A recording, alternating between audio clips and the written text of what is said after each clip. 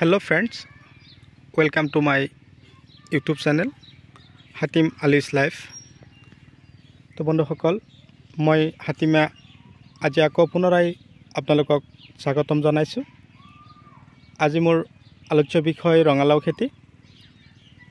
তো খেতি কৰিছো ঠিকে, খেতিৰ যিখিনি আমাৰ খাদ্যৰ যোগান ঠিকে ধৰিছো, যিখিনি জলসিঞ্চন কৰিব লাগে সেইখিনিও কৰিলো।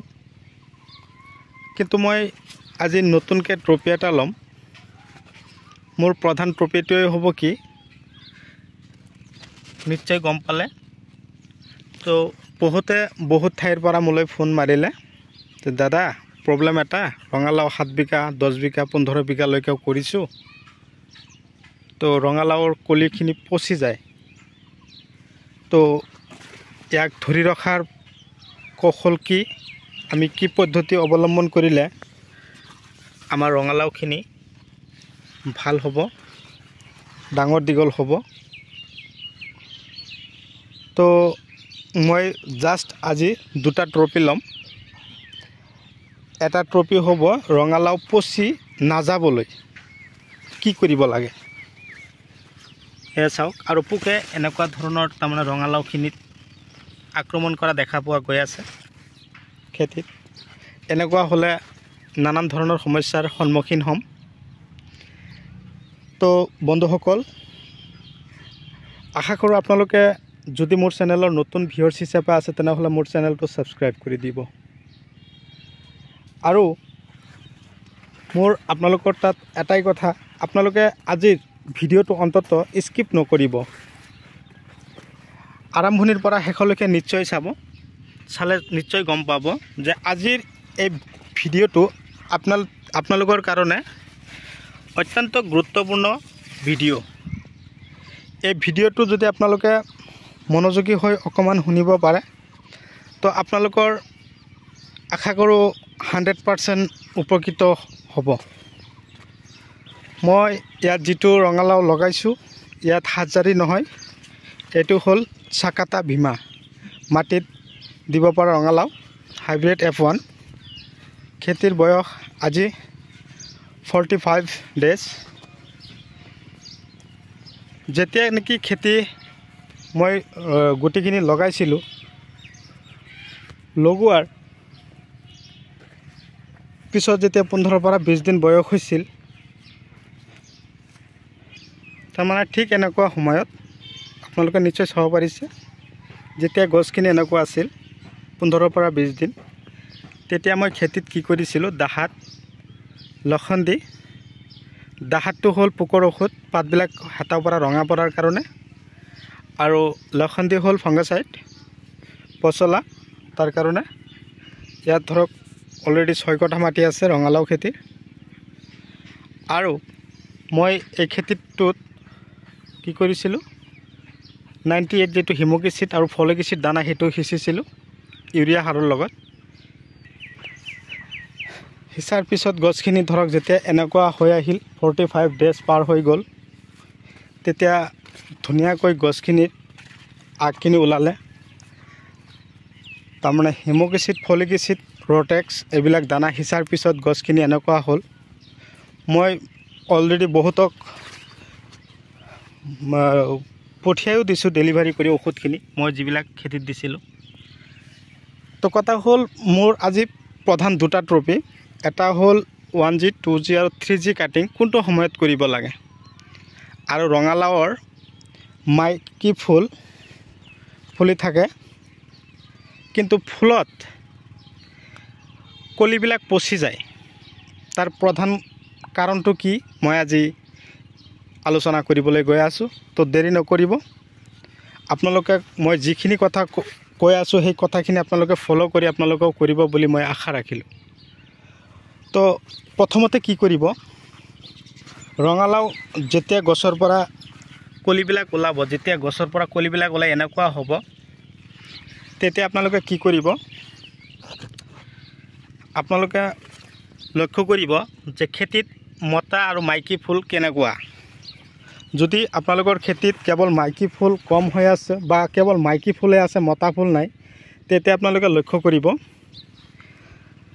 যে খেতিত যদি 8ৰ পৰা 10টাকৈ মতা ফুল আছে তেনেহ'লে সেইবিলাক ফুল ছিঙিব। তাৰমানে এইবিলাক হ'ল মতা ফুল। মতা ফুলত কোনো ধৰণৰ ফল নাই। মই জাষ্ট এটা ছিঙিলোঁ, এইটো ছিঙিলোঁ মই।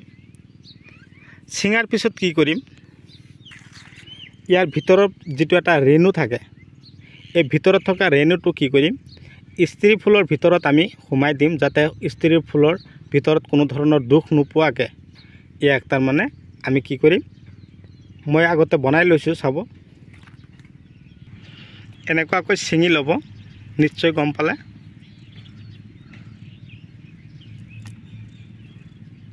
আপোনালোকে নিশ্চয় ধৰিব পাৰিছে এইটো মতা ফুলৰ মাজৰ ৰেণু, এইটো হ'ল মাজৰ ৰেণু। এই মাজৰ ৰেণুটোৱেদি কি কৰিম, আমাৰ খেতিত থকা এই খেতিটোত লক্ষ্য কৰিব লাগিব, য'ত স্ত্ৰী ফুল আছে তাৰমানে ৰঙালাও মাত্ৰ কলি ওলাইছে, এই কলি ওলোৱাৰ ৰঙালাওৰ ফুল যে আছে তাৰ ভিতৰত আমি এই ৰেণুটো সোমাই দি ঘূৰাই দিব লাগিব। ছাপোজ এইটোৱে, এয়া চাওক, নিশ্চয় দেখা পাই আছে আপোনালোকে, এইটো হ'ল স্ত্ৰী ফুল বা মাইকী ফুল।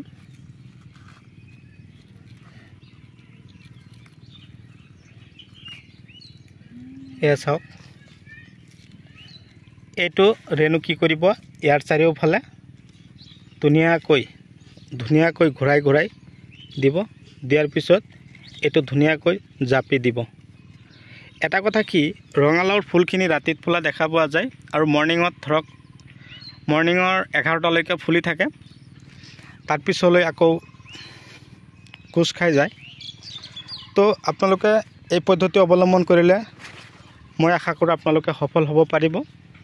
বেছি সময় নালাগে, খেতিত ঘূৰি এটা ৰেণুৱেদি মিনিমাম আপোনালোকে কমেও 50টা মাইকী ফুলৰ ভিতৰত আপোনালোকে ৰেণুটো সোমাই দিব পাৰিব। এটা কথা হ'ল, আপোনালোকে এটা কাম কৰিব পাৰে, এই যিবিলাক আমাৰ মাখি আছে, এই মাখিবিলাক যাতে খেতিত বেছি পৰে, মাখিবিলাকে কি হয়, মতা ফুলত বহি আকৌ মাইকী ফুলত বহিব পাৰে, তেতিয়া এই ৰেণুবিলাকৰ কাম এই মাখিবিলাকে কৰিব পাৰে। যেতিয়া ৰঙালাওৰ ভিতৰত পৰিব মাইকী ফুলৰ ভিতৰত, তেতিয়া ৰঙালাওখিনি এনেকুৱা ডাঙৰ হ'ব। আৰু আপোনালোকে চাকাটা ভীমা ৰঙালাওৰ ধৰণটো আপোনালোকক দেখুৱাই আছোঁ, ধৰণটো এনেকুৱা হ'ব, প্ৰতিটো গাঁঠিতে যেন ৰঙালাও লাগিব এনেকুৱা হ'ব। কিন্তু লক্ষ্য এটাই কৰিব, যাতে পচি নাযায়। চাব পাৰিছে এটা লাও কিমান ডাঙৰ হৈছে সৰু থাকোঁতেই, চাইছে না, চিকচিকীয়া। এনেকুৱা পদ্ধতি অৱলম্বন কৰিব। গছখিনি একদম পূৰা ওখ হৈছে, খাদ্য বেছি হৈছে, গোবৰ সাৰ বেছি দিয়া হৈছিল। আৰু এটা কথা আপোনালোকক কৈ দিছোঁ, আপোনালোকৰ ৰঙালাও খেতিত ৰঙালাওৰ গছটোত 1G 2G আৰু 3G কাটিং কৰিব লাগিব। কোনটো সময়ত, যিটো সময়ত চাব ৰঙালাওখিনি এনেকৈ লাগি আছে, মোটামুটিভাৱে ধৰক খেতিত 6 কটা মাটিতে মোটামুটি আপোনাৰ এটা হিচাপ আছে, হিচাপ মতে আপোনালোকক কৈছোঁ, ধৰক 3000ৰ পৰা 5000 মান ৰঙালাও লাগিছে, তেতিয়া আপোনালোকৰ গছৰ আগবিলাক কাটিং কৰি দিব। কাটিং কৰিলে মানে কি হয়, আজি ধৰক জনসংখ্যা বৃদ্ধি হোৱাৰ কাৰণে আমাৰ খেতিৰ যিটো মাটিৰ অভাৱ, তাৰ কাৰণে আগতে মানুহে বহুতো খেতি কৰিছিল, এনেকুৱা নতুন জৈৱিক বৈজ্ঞানিক পদ্ধতি অৱলম্বন কৰা নাছিল। বৰ্তমান মাটি কমিলেও কি হয়, আজিকালি ৰঙালাও গছবিলাকত কাটিং কৰা দেখা পোৱা যায়, আৰু খাদ্য বেছিকৈ দিয়াৰ ফলত গছখিনিয়ে তাৰমানে আমাক খাদ্য বেছিকৈ পোৱাৰ ফলত আমাক ফলনো বেছি দিয়া দেখা পোৱা যায়। তাৰ কাৰণে আমি কাটিং কৰি দিওঁ, 1G কাটিং। মই আপোনালোকক ফাৰ্ষ্ট টাইম 1G কাটিংটো দেখুৱাই দিছোঁ। চাব পাৰিছে, প্ৰথমতে এইটো এটা গছ, এইটো মেইন গছটো, এই মেইন গছটো আগ চাব পাৰিছে, ইয়াত সৰুকৈ ৰঙালাও ওলাইছে, কিন্তু চাব পাৰিছে এইটো ধুনীয়াকৈ ইয়াত কাটিং কৰিব। এইটো হ'ব মাইকী আগবিলাক। কাটিং কৰিলে কি হ'ব, তাৰ আগৰ পৰা যিখিনি কাটিং কৰিব তাৰ ইফালৰ পৰা কমেও 10ৰ পৰা 15টাকৈ আগ ওলাব। এটাকৈ আগত যদি দুটাকৈ ৰঙালাও লাগে কিমান হিচাপ কৰি চাব। আৰু একেলগে দুটা আগ ওলাইছে, যেনিবা মই আপোনালোকক দেখুৱাই দিছোঁ, এই চাওক ৰঙালাও এঠাইতে দুটাকৈ লাগিছে মই অলৰেডি কাটিং কৰিছিলোঁ আপোনালোকক জাষ্ট মই দেখুৱাই দিছোঁ কাটিং কৰাৰ পিছত ফলন কেনেকুৱা হয় একেলগে দুটা আগ আছে ইয়াত দুটা ওলাই কিন্তু দৌৰি আছে ইয়াতে এই দুটাৰ পৰা এটা কাটি দিয়ক আকৌ ইয়াত আৰু এটা আছে এটোৰ আগো কাটি দিয়ক এটো 2G আৰু এনেকুৱা ধৰণৰ তাৰমানে তিনিটা আগ ওলোৱা মই সাপোজ আপোনালোকক দেখুৱাই দিছোঁ এই এটা আগ আৰু ইফালে এটা আহিছে এই তিনিটাৰ আগ আপুনি একদম সৰুকৈ কাটি দিয়ক ইয়াৰ পৰা আকৌ তিনিটাৰ পৰা যদি দুটা দুটাকৈ আগ আকৌ ওলাই 3 2 গুণ 6 ছয়টা আগ যেতিয়া ওলাব তেতিয়া চাব পাৰিব যে আপোনালোকৰ এটা আগত যদি দুটাকৈ ধৰ 6 2 গুণ 12টা এই পদ্ধতি অৱলম্বন কৰি আপোনালোকেও সফল হওক আৰু এটা কথা হ'ল কি মাখি যাতে বহে তাৰ কাৰণে আপোনালোকে কি কৰিব লাগিব খেতিত মৌ বজাৰৰ পৰা মৌ ক্ৰয় কৰিব অৰিজিন মৌ যেটো আছে এই মৌ ক্ৰয় কৰি আপোনালোকে খেতিত যদি স্প্ৰে কৰিব পাৰে তেনেহলে মৌ মাখিখিনি আমাৰ বেছি আহিব খেতিত আৰু মাখিখিনি আহি যেতিয়া মতা ফুলত বহি যেতিয়া আকৌ স্ত্ৰী ফুলত বা মাইকী ফুলবিলাকত বহিব তেতিয়া ৰেণুৰ কাম মৌ মাখিবিলাকে কৰি দিব তো বন্ধুসকল মোৰ ভিডিঅ'টো আপোনালোকে যিমান পাৰে শ্বেয়াৰ কৰিব আৰু মোৰ ফেসবুক পেজত আপোনালোকে নিশ্চয় মোৰ ভিডিঅ'টো চাব পাৰিব যদি ফেসবুক পেজত যায় একে নাম দিয়া আছে হাতিম আলিছ লাইফ তো বন্ধুসকল মোৰ ভিডিঅ' চাই কেনে পালে কমেন্ট কৰি জনাব যিমান পাৰে ভিডিঅ' শ্বেয়াৰ কৰিব আপোনালোকৰ বন্ধু বান্ধৱী যাতে আপোনালোকৰ লগত এনেকুৱা ধৰণৰ খেতি বাতি কৰিবৰ কাৰণে আগ্ৰহী মনোযোগী হয় তাৰে কামনা ৰয় আজি আপোনালোকৰ মাজৰ পৰা বিদায় লৈছো পৰৱৰ্তী ভিডিঅ'ত মই আপোনালোকক পুনৰ লগ পাম ধন্যবাদ।